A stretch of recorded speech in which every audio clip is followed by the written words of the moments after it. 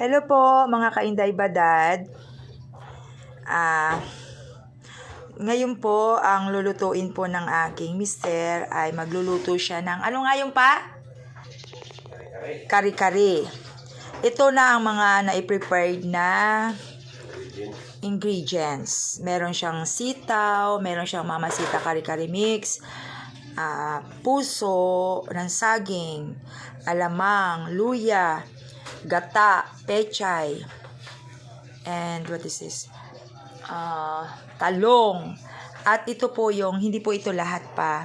Ito daw yung tuwalya. Hindi pa nahihiwa-hiwa. I-slicein niya pa po yan. At meron pa po doon sa kawali. At yan lang pa. Mamaya pa niya i-slicein yan. So, maraming salamat po sa inyong lahat. Ito po ang biyaya ngayong umaga na to na ipinagkaloob sa atin ng Panginoon. Mamaya pag naluto, continuous po ito.